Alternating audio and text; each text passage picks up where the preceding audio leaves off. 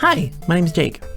I make Pathfinder 2 videos, 2, it's the correct name, on a whole lot of different subjects. Right now we are going to be going through the archetypes.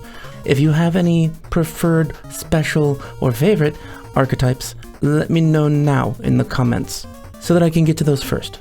Today we're going to be covering the Blessed One, the Bounty Hunter, and the Cavalier. So let's get started today with the Blessed One. This is a archetype that gives you a little bit of healing and riders of beneficial effects on those heals. So let's look at the beginning. At first, you get the additional feats, access to the additional feats of Accelerating Touch, Mercy, Invigorating Mercy, Greater Mercy, Elucidating Mercy, Resilient Touch, Affliction Mercy, Amplifying Touch, Rejuvenating Touch. In my opinion, most of these are crap, but in order to get the 8th level ability, you need to take Mercy, so you're gonna take that one. And the 20th level one is actually pretty awesome. So, I mean, mostly you could just ignore those things because they're not great. At 2nd level, the Blessed One dedication just gives you lay on hands. But it also gives you a focus pool and a focus point if you don't already have a focus pool, or anyway, it gives you a focus point and a pool if you don't have one. So regardless of what class you normally are, this archetype also makes you a bit of a champion or paladin. Now this feat does not have to be taken by a champion or a cleric. It can be taken by anyone. Anyone who has a focus pool already benefits from this. So your wizards, monks, witches, I love the idea of the witch Blessed One. Like the servant of the swamp brings nature to the godless heathens, because they are one. At level 4, Blessed Sacrifice. This gives you the Protector Sacrifice domain spell as a devotion spell, and you get a focus point. First, let's talk about the focus point. These two dedication feats, these two archetype feats, give you 2 focus points immediately, which can be used for any class that uses focus points. So if you want to dip into this just to enhance your other class, then 2nd level and 4th level increase your pool to the max focus point pool you're going to have. So this is really useful to just dip into and take for all it's worth. It gives you the Protector's Sacrifice domain spell as a devotion spell. It's a focus spell. It's a reaction. It allows you to absorb 3 damage from an ally that they're taking currently. It's treated much like a cantrip, so it increases with your levels, so it's 3 points for every 2 levels you have, basically, or every 1 spell level. It does an extra 3 points. It's useful for like negating some damage, but I think the main benefit of it is that if you don't already have healing spells, this is sort of like a pseudo heal. It's like proactive healing, even though you're hurting yourself to do it. At level 8, you have access to Blessed Spell. In order to explain Blessed Spell, I'm going to have to explain how Mercy works. It's the feat that if you're taking this archetype, you'll likely take Mercy at 6th level. And Mercy enhances your lay on hands. Blessed Spell uses the benefit that Mercy can apply to your spells as well. So I'll explain what it does. Mercy, anytime you use lay on hands, you are able to also remove fear conditions and paralysis. So Blessed Spell allows you to take an action before you cast a spell once every 10 minutes. And then if the next action you take is casting a spell, then the target of your spell can be subject of your Mercy. So you can remove allies' paralysis or fear from range, as long as you have a ranged spell available. That's pretty cool. It doesn't really help non-casters all that much, and so if you're not a primary caster with your class, you're probably going to stop in this archetype at level 4. So the rest of this is going to be if you have a caster as your main class. At 12th level, you have access to Blessed Denial. It's a reaction that you can use on an ally within 30 feet when they receive a condition. You lower the severity of that condition by 1. The only conditions it works on are frightened, drained, enfeebled, sickened, or stupefied. However, cool part of this is, if they would have only gotten these conditions at value 1, then you just negate the condition. So instead of running in fear, they don't even feel the effect of the fear. That's great. This part of it is useful no matter if you are a caster class or not. But the level 8 ability is most useful if you have a spellcasting class as your main. So overall, my opinion about the Blessed One is it's useful if you want to cannibalize it for its additional focus points, and you also just happen to get lay on hands, so sure. But you can make a really cool thematic character by taking the Blessed One and matching it up with other classes. The benefits of Mercy work with this class if you target your ally with a spell. It doesn't have to be a healing spell, it doesn't even have to be a beneficial spell. So you could be a wizard or druid or witch, and maybe you could curse an ally and remove their paralysis at the same time. It might be a good trade-off. I don't know, it's fun. And having like a blessed druid, somebody who's blessed by like nature themselves, they're imbued with the power of nature, and they control conditions around them, and they sacrifice their own health for their allies, and they heal people really well. They're battle medic. They go through an army encampment and heal everybody by touch. It's just a cool idea. It's a good feel. And now we move on to bounty hunters. I love the idea of a bounty hunter. Let me say, first of all, in 5e I made some Warlock abilities that basically made somebody a supernatural bounty hunter, so I kind of like this idea already. It has access to an additional feat at 14th level, double prey. That's the only one, and that's because their bounty hunter dedication at level 2 gives you the hunt prey action, but you don't even have to see the prey first. You can just hear about it. There can be a bounty board out that some neighboring farmers have had their melon cart stolen by an ogre, and you just take that notice down and you're like, okay, I got it, and you're immediately hunting that prey, so that when you're in combat you get the bonuses against them as if you were a ranger hunting prey without having to take the action that the ranger would have to take. So it saves you an action in combat. If you already had hunt prey, it increases your survival to expert, so you get better at tracking. This is a really good feat to start with. This is like all the flavor of the bounty hunter in the first feat. That's great. Moving on, tools of the trade. It's a 4th level feat. You are well versed in specific items that allow you to capture people, mostly unharmed, alive, and drag them in to get the bounty. These items are the bola, sap, and whip. I love the bolas, that's cool. Like within 20 feet, it is a ranged trip attack. Anyway, there are also magical bolas that can do cool stuff like trip a whole group of enemies at once. Your proficiency with these weapons increases like normal, along with any other weapon proficiencies that increase. Also, when making a non-lethal attack with a weapon that does not have the non-lethal trait, you don't take any penalties to the attack. So you can knock someone out with daggers. I guess you hit him with the pommel? Alright.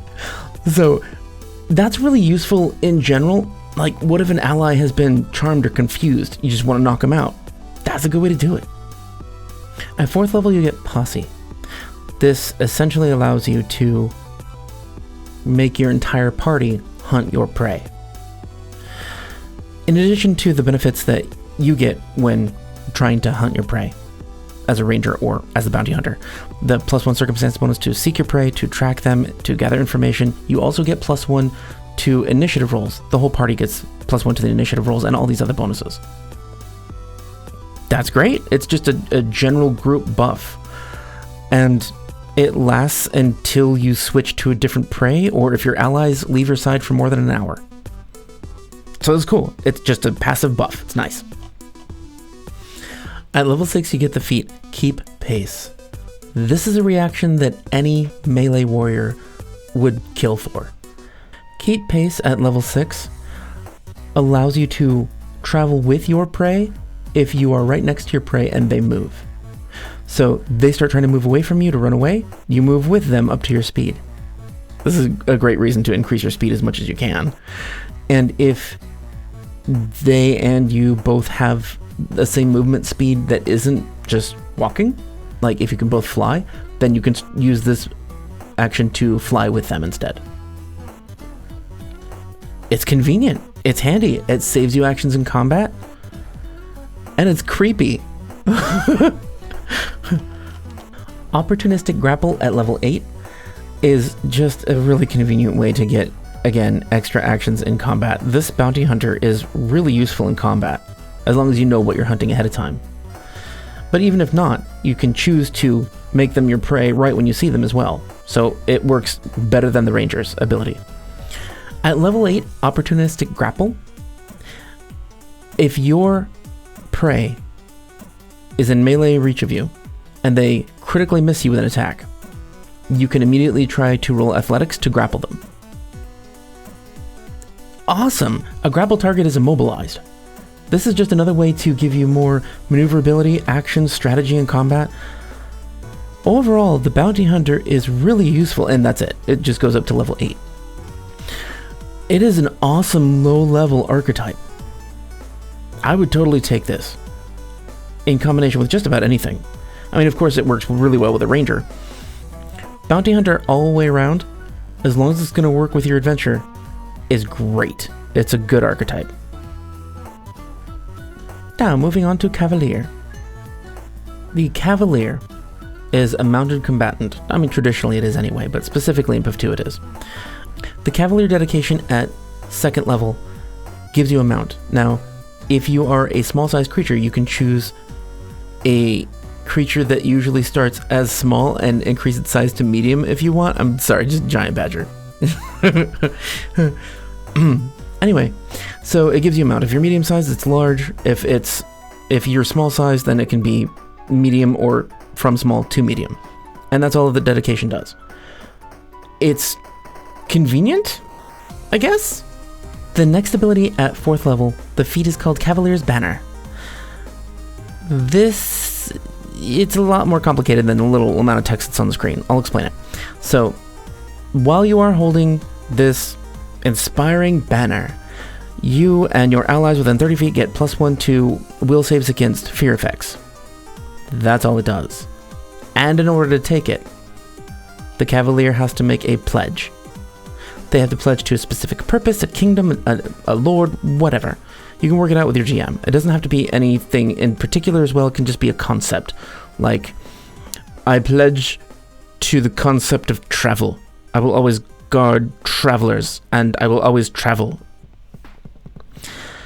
And if you break your pledge, you lose the power of this feat. You don't lose anything else in your archetype, but you do lose the ability of the Cavalier's Banner, and if your banner is ever destroyed or removed, allies within 30 feet become frightened 1. This is a crap feat. I would totally just give this to the player if I were the GM. Be like, okay, you want to swear a pledge? You get this thing. It doesn't cost a feat. It doesn't matter. The feat is stupid. But the ability is fun, and it's flavorful. And there's a penalty anyway. So it's like a sum zero game. It's not really net gain if you spend a feat. It's not worth the feat. Cavalier's Charge. At 4th level, it's a 2-action activity that allows you to command your mount to take 2 stride actions, and you can take a strike at any time within that movement. It's just standard, like, save action in combat kind of ability. Instead of 3 actions, it takes 2. You also get +1 to your attack roll. It's a solid minor improvement. It's not bad. It's a thing. At level 4, well, another level 4 ability. There are a few different level 4 abilities for the Cavalier for some reason, like they expect you to go in different directions at 4th level. Impressive Mount, this is the one that I prefer. Impressive Mount advances your animal companion mount to be a mature animal companion, which gives it a bunch of different bonuses. It increases its strength, dex, con, and wisdom by 1. It increases its perception and other skills, and also increases the damage it does. Also, if it was a smaller size, it would become bigger. So your mount could go from medium to large if you want. That's not really the reason to take this feat. The reason to take this feat is that even if you don't command your mount to do something, it can still use an action to stride or strike. That's the usefulness of it, and that's why I would take it. I like this one as the best of the fourth level options. Quick Mount, also at level 4, takes 1 action. You and your mount can spring into action at a moment's notice. You mount the creature and command an animal to issue an order of your choice. So this is command the animal to do a thing. It gets 2 actions, you give up 1 action, but you also are mounting it. So it saves you an action in combat if you didn't start off on your horse. Cool, mild saving of actions in combat. The funny part about this feat is the requirements are, you are adjacent to a creature that is at least 1 size larger than you and is willing to be your mount. It doesn't say it has to be your animal companion. It doesn't say it has to be your mount from this archetype. You can mount any creature that's willing to be your mount. It doesn't even say that it has to be like mount shaped and have the ability to have somebody riding on it. I just love this. You can charm an ogre, get on his shoulders, and ride around. Okay. At level 6, defend mount is a reaction. If an enemy is making an attack at your mount, you can use the reaction to essentially like slide down from your saddle and put yourself in the way instead. And then the enemy has to target your AC instead of the mount's AC. And if they hit, you take the damage. So you're just putting yourself in harm's way instead of the mount. It's convenient because people who have fought mounted combatants know to take out the mount first, because it's the weaker of the two. So this is really useful to keep your advantage in combat. Another level 6 feat, Mounted Shield. It allows you to use your Raise a Shield activity or your Shield Block reaction on your mount for your mount. So both you and your mount gain the shield's bonus to your AC, and if the mount is attacked, then the shield will take damage for the mount. So it's just, you're protecting your mount again in a slightly different manner. I would use the defend mount because you have more hit points than the +2 to AC will benefit your mount. Yeah. Incredible Mount at level 8 increases the power of your mount again. It becomes nimble or savage. Those are essentially like templates. They're bonuses that you can choose for animal companions. You can look them up on Archives of Nethys. It basically makes them hit better or have better AC. So go take a look at it. It's a minor buff, but it's a buff, so it's good. At level 10, you get access to Trampling Charge. It's a 3-action activity. You have to be on your mount, and you command your mount to trample over enemies. Enemies in the path of your mount have to make a reflex save against your mount's athletics DC, or they take damage equal to one of your mount's hoof strikes, or leg strikes if it doesn't have hooves. The thing that kind of stinks about this is that they're still difficult terrain. It doesn't say that they are, but it also doesn't say they aren't. So by default, they are. I would probably house rule this and say that it doesn't need to count as difficult terrain because you have a special ability specifically to move through these enemies and damage them. And you spent a feat on it, and an archetype. The last feat at level 10, they had a lot of feats, is Unseat. It takes 1 action. If you are jousting with a jousting weapon, you can attempt to knock an opponent off their mount.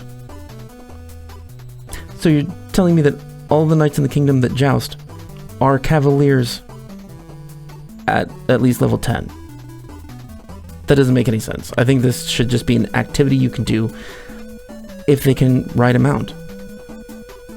Anyway, I think this will probably never come up in combat either.